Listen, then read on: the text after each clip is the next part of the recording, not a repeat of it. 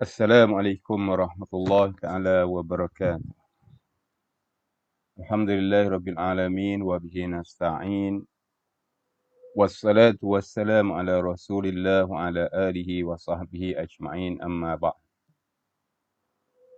Anak-anak pelajar yang dikasihi sekalian, insya-Allah pada kesempatan kali ini saya akan membicarakan berkaitan dengan ilmu arud dan qafiah dan kita ambil untuk bab yang pertama iaitu asas-asas di dalam ilmu al-arud, merangkumi penciptanya, takrifnya dan rukun-rukun yang berkaitan dengan ilmu arud. Jadi anak-anak pelajar boleh perhatikan apa yang saya akan sebut nanti dan boleh rujuk kepada nota ataupun boleh tengok pada buku teks tentang tajuk-tajuk yang bakal saya kemukakan. Baik, jadi untuk yang pertamanya, di sini kita ada dua perkara penting yang para pelajar mesti menguasai ataupun mesti ingat. Kan? Yang pertama, ta'rif al-arud. Yang kedua, sababu tasmiyatihi. Kan? Definisi untuk ilmu arud dan sebab kenapakah ilmu ini dinamakan arud. Yang pertama definisi untuk arud, dia ialah huwa ilmun yu'rafu bihi sahihul awdhani sya'ri al-arabi min fasidiha. Arud adalah satu ilmu untuk kita mengenal pasti wazan-wazan syair Arab yang betul dan syair-syair yang tidak betul. Ertinya dengan mempelajari ilmu arud, kita boleh membezakan manakah wazan yang betul dan bagaimana pula wazan yang salah ataupun wazan yang fasid, wazan yang salah. Jadi untuk pengetahuan anak-anak pelajar, syair adalah satu ilmu. Dan syair ni adalah satu ilmu dan ilmu yang membicarakan tentang syair dinamakan arud. Sebab saya sebut gini kerana kita nak kait yang di bawah ni. Kan kita nak dikaitkan dengan yang di bawah. Kenapa ilmu yang berkaitan dengan syair ni dinamakan arud? Kenapa tak terus bubuh nama ilmu asy-syi'ri? Keseni ilmu syair. Tapi diberi nama al-arud. Jadi bila dah diberi nama al-arud, maka kita bagi definisi kepada maksud arud sebenarnya. Jadi apakah itu ilmu arud? Ilmu arud ialah ilmu untuk kita mengenal pasti manakah wazan syair yang betul dan mana satu wazan syair yang salah. Itu di segi takrif ilmu arud. Kemudian yang kedua, sababu tasmiyah. Sebab kenapa ilmu syair ni diberi nama arud. Itu maksudnya. Kenapakah ilmu syair ni diberi nama arud?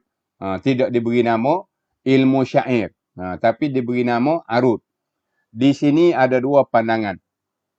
Kalau kita lihat dekat nota ataupun kita lihat dekat buku teks, katanya fihi qaulani.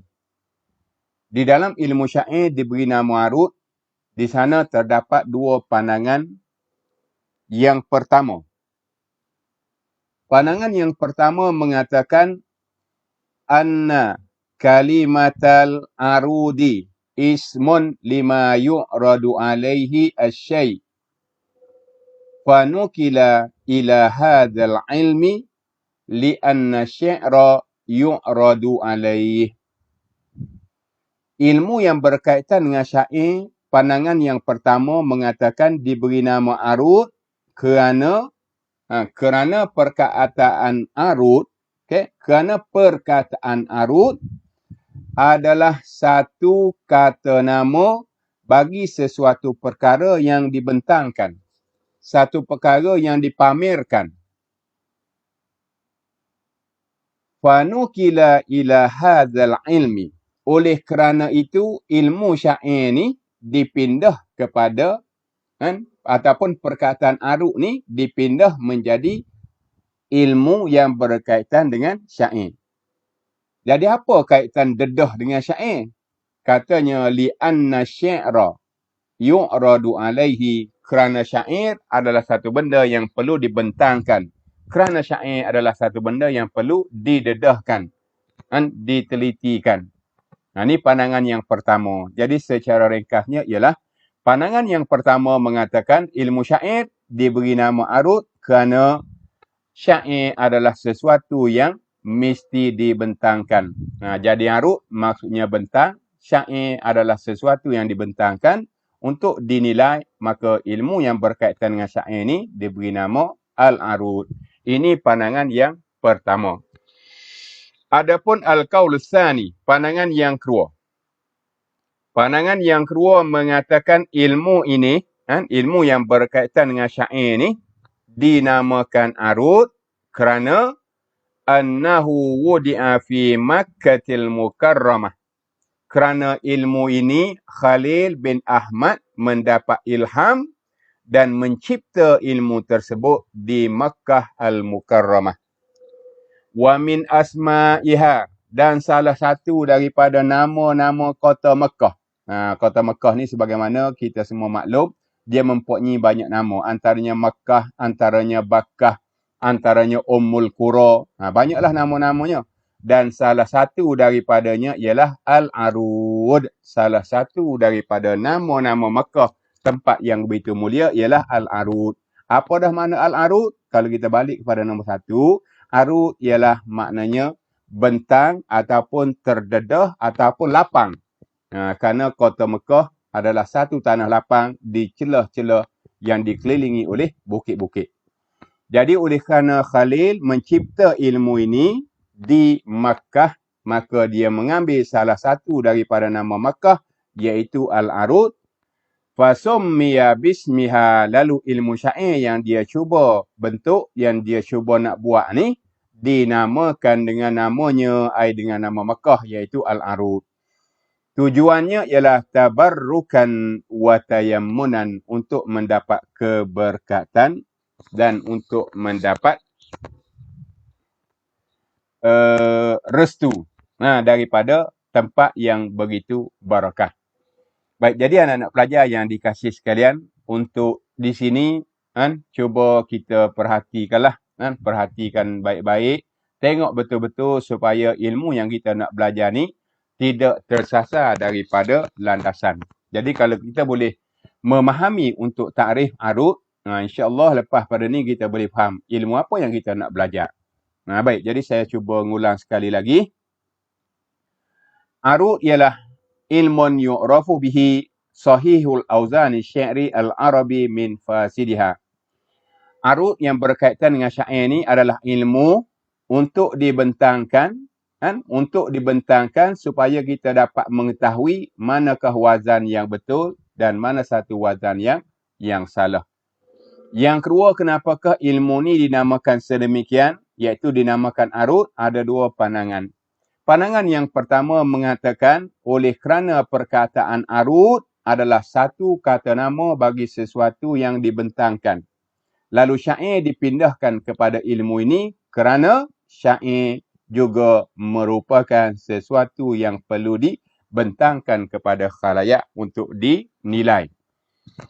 Dan pandangan yang kedua mengatakan ilmu ini dicipta di Makkah dan salah satu daripada nama Makkah ialah Al-Arud. Lalu ilmu ini diberi nama Arud sempena dengan nama Makkah tersebut untuk mendapat keberkatan daripada tempat yang mulia tersebut. Baik, jadi kemudian yang seterusnya apabila kita mempelajari ilmu arud, ada perkara-perkara yang perlu kita ketahui sebagai asasnya. Yang pertama, maudi'u ilmil arud wa wadi'uhu. Maudhu' ni kalau kita terjemah tajuk, biasa kita terjemah tajuk maudhu'. Tapi di sini kita tidak nak terjemah maudhu' ni sebagai tajuk. Kita nak terjemah maudhu' di sini ialah fokus. Apakah fokus ilmu arut? Maksudnya ilmu arut ni membicarakan tentang apakah? Dan yang kedua, wawadi'uhu, siapakah yang mencipta ilmu ini? Ilmu yang berkaitan dengan syair yang kita panggil arut ni. Baik, jadi yang pertama, maudhu' ilmil arut dan fokus ilmu arut huwa asy-syi'ru al-arabi. Fokus ilmu arut ialah tentang syair Arab. Maksudnya ilmu arut membicarakan tentang syair, bukan membicarakan tentang perkara-perkara lain yang kita pernah belajar. Umpama subjek-subjek lain kan, macam nahwu membicarakan tentang baris dan seumpamanya. Fiqh ada yang membicarakan tentang hukum hakam. Tapi ilmu arut adalah membicarakan tentang syair Arab. Kan? Membicarakan tentang syair Arab. Tadi kita dah sebut tadi, syair Arab di sini mempunyai wazan. Jadi maudhu' ilmu arut ialah asy-syi'ru al-arabi. Kemudian yang kedua, kan, untuk helaian ni yang kedua ialah wadi'uhu, penciptanya. Pencipta ilmu arut. Siapakah yang mengasaskan ilmu ini? Siapakah yang mencipta ilmu ini? Beliau adalah Al-Khalil bin Ahmad Al-Farahidi Al-Azadi Al-Basri. Al-Khalil bin Ahmad Al-Farahidi Al-Azadi Al-Basri. Dan yang di dalam kurungan ni adalah 100 tahun ke-100 beliau dilahirkan. 175, maksudnya tahun ke-175 Hijrah beliau meninggal dunia. Jadi Khalil bin Ahmad Al-Farahidi Al-Azadi Al-Basri lahir pada tahun 100 dan meninggal dunia pada tahun 175 Hijrah. Ini namanya. Dan yang di bawah ni sekadar pengetahuan saja, kan? Sekadar pengetahuan saja. Sebagaimana kalau kita perhatikan di dalam buku teks ataupun mana-mana nota, ilmu yang membicarakan tentang syair yang kita panggil arut, kesemuanya rentak ataupun irama yang mana di dalam bahasa Arab dipanggil bahrun ataupun buhur. Dia mempunyai 16 wazan, 16 rentak. Untuk lagu syair ni ada 16 wazan. Jadi, apa yang dicipta oleh Khalil sebanyak 15 wazan. Kan katanya wada'a al-Khalilu buhura syi'ri al-Arabi 15 bahran. Khalil telah mencipta, Khalil telah mengkaji dan buat kesimpulan syair ini wazannya ataupun rentaknya mempunyai 15 bahar, 15 rentak, 15 lagu. Fazada al-Akhfash al-Awsat Sa'id bin Mus'adah al-Balkhi al-Mutawaffiya tahun 215 Hijrah. Dan Akhfash Awsat ataupun namanya Sa'id bin Mus'adah, dia telah menambah. Dan Fazada Akhfash telah menambah lagi satu bahar, iaitu bahar Mutadarik. Fabalagat al-buhuru 16 bahran. Maka sampailah, genaplah keseluruhan bahar ada 16. Baik, jadi anak-anak pelajar, daripada ni cuba lihat item 1, 2, 3 ni sekadar keterangan sahaja. Okey, sekadar keterangan sahaja yang mana kita maklum bahawa lagu-lagu syair yang dipanggil bahar kesemuanya ada 16. Dah tu siapa yang cipta? 15 dicipta oleh Khalil dan satu lagi ditambah oleh Akhfash maka 15 tambah 1 jadi 16. Jadi apakah nama lagu, nama bahar yang ditambah oleh Akhfash? Namanya ialah Al-Mutadarik. Nah, ni anak-anak pelajar nak kena ingat dan beri perhatian sedikit. Baik, saya ulang sekali lagi. Yang penting, apa dia? Maudu'u ilmil arud. Apakah fokus ilmu arud? Iaitu fokusnya ialah wa syi'rul arabi. Dia fokus kepada syair Arab. Yang kedua, wadi'uhu, penciptanya. Siapakah penciptanya? Penciptanya adalah Khalil bin Ahmad Al-Farahidi Al-Azadi Al-Basri, lahir tahun 100 Hijrah dan meninggal dunia pada tahun 175 Hijrah. Bahar lagu syair ada berapa semua? Ada 16. Berapa banyak yang dicipta oleh Khalil? Khalil cipta 15 bahar. Dan ditambah satu bahar oleh Akhfash, namanya ialah Mutadarik. Maka genaplah keseluruhan lagu-lagu syair, bahar-bahar syair, kesemuanya ialah 16 bahar. Ini perkara yang kedua. Baik, kita pergi kepada perkara yang keseterusnya. Ini juga adalah satu perkara yang penting kita nak kena tahu, merupakan asas utama di dalam ilmu al-arud, iaitu fawaidu dirasati ilmi al-arud. Dan fawaid dirasati ilmi al-arud. Faedah-faedah di sebalik kita mempelajari ilmu arud. Kenapa kita perlu mempelajari ilmu arud? Ataupun apakah faedahnya? Katanya fawaidu dirasati ilmi al-arud. Faedah-faedahnya terlalu banyak. Cuma kita ambil sini ada 4 je sebagaimana yang tercatat di dalam buku teks. Okey. Fawaid dirasati ilmi al-arud, faedah mempelajari ilmu arud.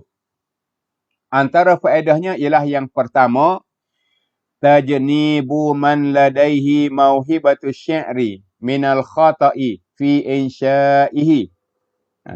Tajnibu man ladaihi mauhibatu syi'ri minal khata'i fi insya'ih. Bila seseorang mempelajari ilmu arud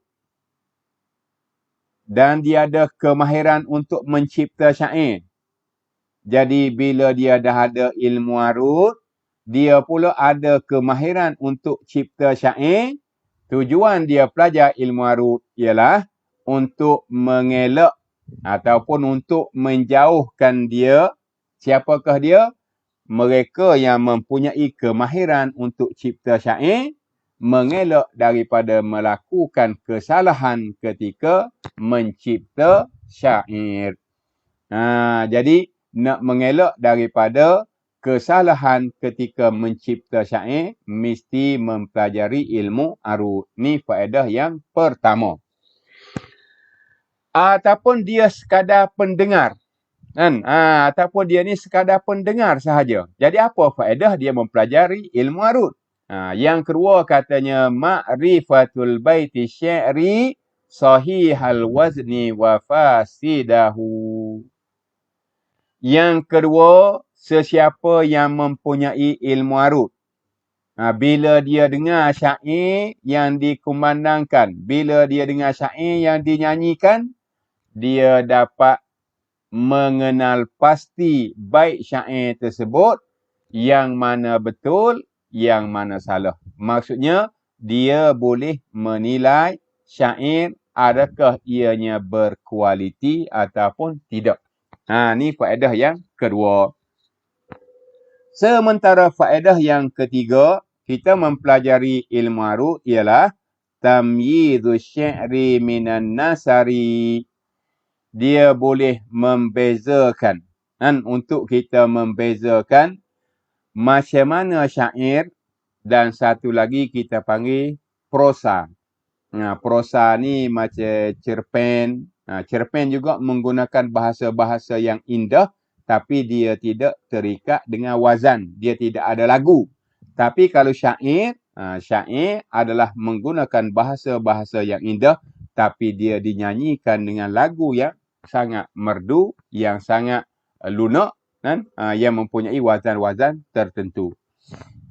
Jadi bila kita mempelajari ilmu arut, kita dapat membezakan mana satu syair, mana satu prosa. Ni kalau kita bahasa Melayu, An-Nasru ni kita terjemah prosa, syair ni kita terjemah sajak. Kan? Syair ni kalau bahasa Melayu kita terjemah sajak ataupun qasidah, dan An-Nasru ni kita terjemah prosa. Kedua-duanya adalah bahasa sastra. Cuma asy-syi'ru ada wazan-wazan tertentu, ada lagu-lagu tertentu, ada irama-irama tertentu. Sementara prosa, cerpen dan umpamanya, dia tidak mempunyai wazan. Cuma ianya menggunakan bahasa-bahasa yang indah. Jadi macam mana kita nak beza mana satu syair, mana satu prosa? Kan? Mana satu qasidah, mana satu cerpen. Jadi bila kita tengok berdasarkan wazan-wazan, maka terbuktilah kita boleh nilai mana dia, kita boleh beza mana satu syair, mana satu prosa. Hasil daripada kita mempelajari ilmu arut. Ni nombor 3. Salah satu daripada faedah mempelajari ilmu arut. Kemudian yang terakhir. Faedah yang terakhir mempelajari ilmu arut, katanya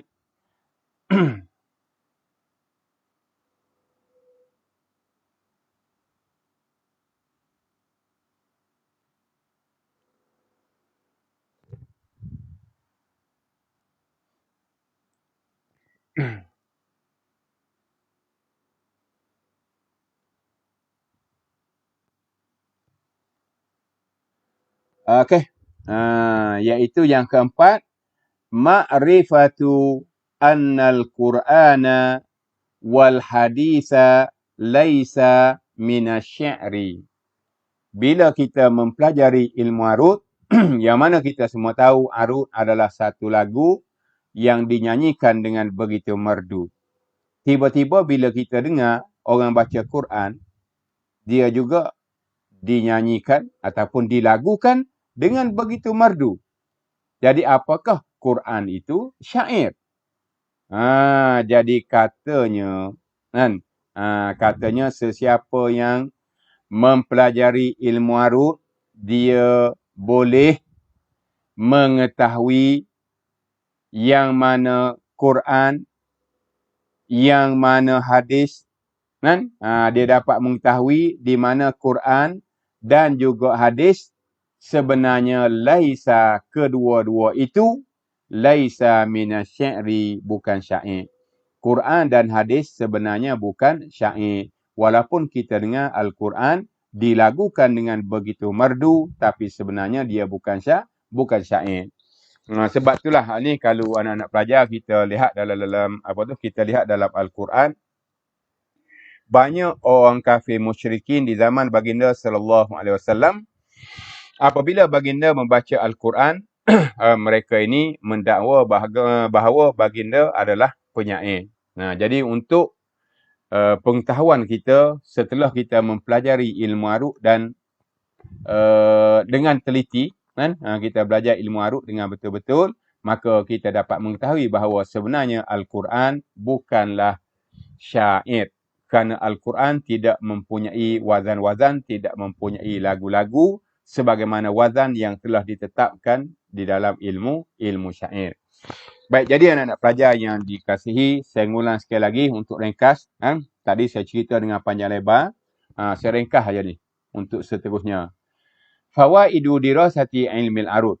Faedah kita mempelajari ilmu arut. Yang pertama, untuk mengelakkan orang-orang yang mempunyai kemahiran untuk cipta syair daripada melakukan kesalahan. Yang kedua, supaya dapat membezakan manakah wazan syair yang betul dan yang salah. Yang ketiga boleh membezakan antara syair dengan prosa. Yang keempat dapat mengetahui bahawa Al-Quran juga Al-Hadis, kedua-duanya bukan syair. Ini tajuk yang kedua. Ini sebagai pengetahuan saja. Okey, anak pelajar, ni sekadar pengetahuan kita sahaja. Sebab kalau kita perhatikan, sebagaimana yang tercatat di dalam buku teks, Dia kata ada hadis, ada ayat Quran yang bunyinya macam syair. Okey, bunyinya macam syair. Tapi ingat, Quran baik, hadis baik, sebenarnya ianya bukan Al-Quran. Atau bunyi dianya bukannya syair. Dah tu bunyi macam syair, kebetulan. Okey.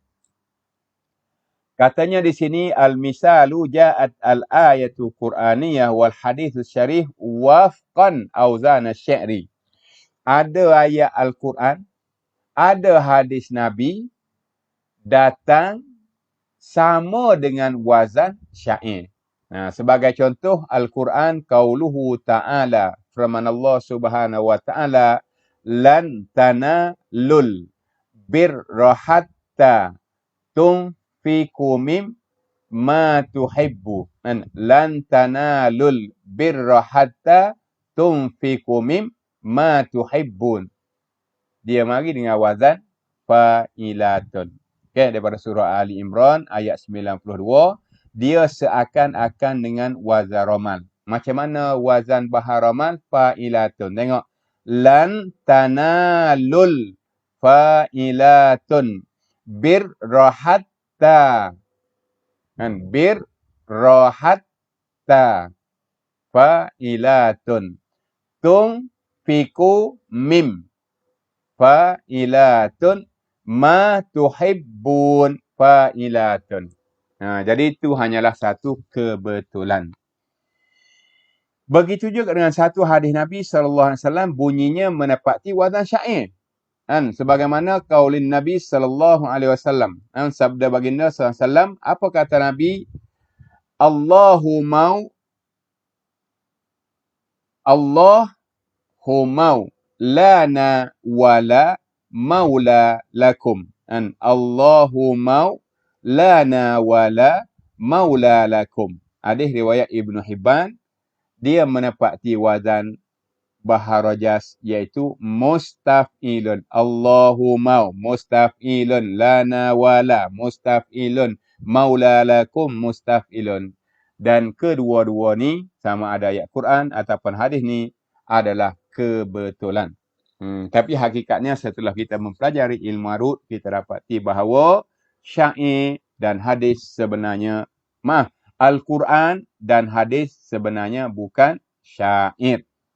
Bukan syair. Sebab jelas kita tengok di sini, antara faedah bila kita mempelajari ilmu arut dan qafiah, kita tengok nombor 4, apa kata dia? Kita dapat mengetahui bahawa Al-Quran juga Al-Hadis, kedua-duanya sebenarnya bukan Al-Quran. Baik. Kemudian kita pergi kepada perkara yang keseterusnya. Perkara yang keseterusnya ialah arkanus syi'ri. Syair adalah satu benda. Syair ini merupakan satu benda asas.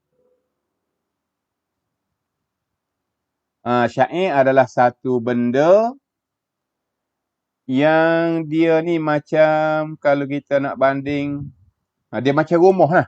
Dia macam rumah. Syair ni macam rumah. Dia lengkap. Mesti ada bumbung dia, ada tier dia, ada lantainya, ada tangganya, ada jendelanya, ada pintunya. Barulah benda tu lengkap menjadi sebuah syair yang begitu berkualiti. Kita umpamakan begitu. Sebab tu kalau kita tengok tajuk sini, dia kata arkanus syi'ri. Rukun syair. Jadi rukun syair taklah seperti macam rukun rumah yang saya sebut tadi, begitu banyak. Rukun syair hanya ada 4 saja. Syair mesti menempati 4 ciri ni. Kena ada 4 ciri ni, barulah dipanggil syair. Ciri yang pertama, maji'u ma'anihi fi suwarin khiyaliyah tusirul qari'a wassami'a. Ciri yang pertama ataupun rukun yang pertama untuk syair. Apa dia rukun pertama?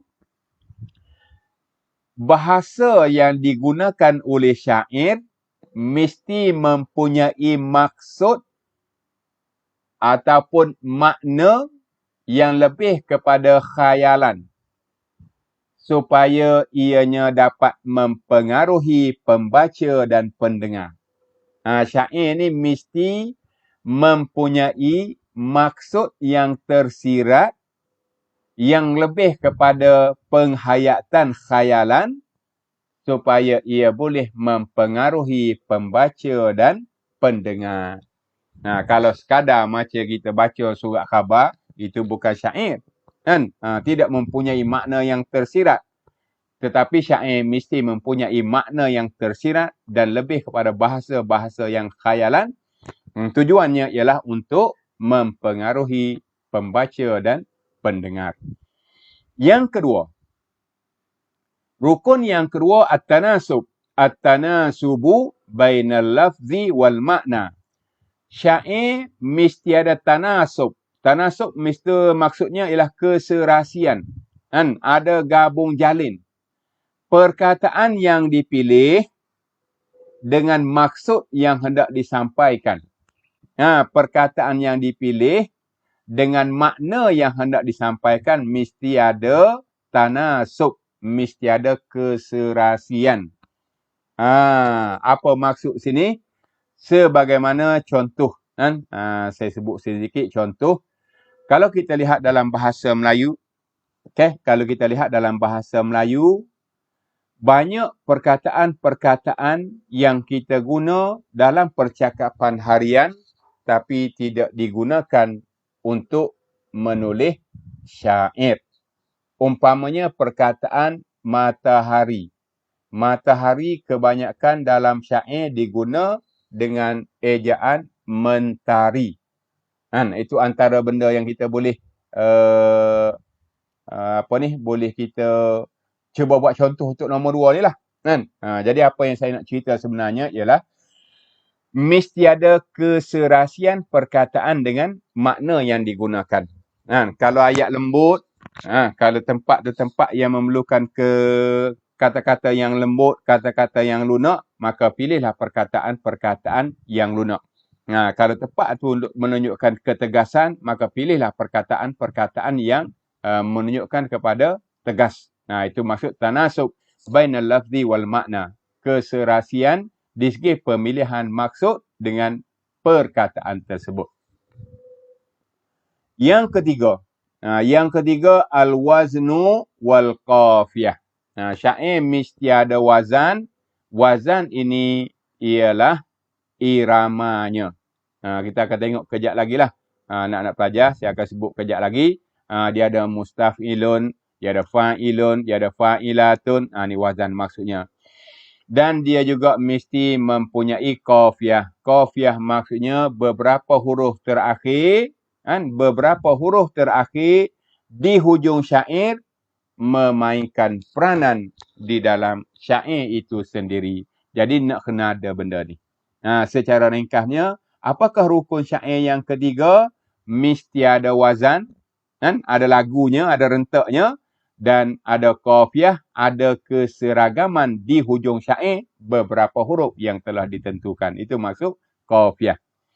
Dan yang terakhir sekali, rukun syair yang terakhir ialah al-qasdu wal iradah. Al-qasdu wal iradah. Apa makna al-qasdu wal iradah? Al-qasdu wal iradah ialah tema. Syair yang hendak disampaikan mesti ada tema dan matlamatnya. Ada tema yang hendak dikemukakan pada syair tersebut. Dia bukan sekadar lagu, tetapi dia adalah satu alat untuk disampaikan kepada masyarakat untuk memberi pengajaran kepada mereka melalui lagu syair. Inilah yang dimaksudkan dengan al-qasdu wal iradah. Maksudnya syair ni mesti mempunyai tema. Mempunyai tema dan tujuan ianya dicipta untuk mempengaruhi ataupun memberi pendidikan pengajaran kepada para pendengar. Baik, kesimpulan wahai anak-anak pelajar yang dikasihi, arkanu syi'ri arba'atun. Rukun-rukun syair ada 4. Yang pertama, makna yang digunakan lebih kepada bentuk khayalan, tujuannya untuk mempengaruhi pembaca dan pendengar. Yang kedua, mesti ada keseragaman, ada keserasian antara pemilihan perkataan dengan makna yang hendak disampaikan. Dan yang ketiga, al-waznu wal qafiyah, mesti ada lagu, ada irama, dan di hujungnya mesti ada keserasian pemilihan huruf. Ada keseragaman. Dan yang keempat, al-qasdu wal iradah, mesti ada tema yang hendak dicapai daripada sesebuah syair. Ini adalah rukun syair.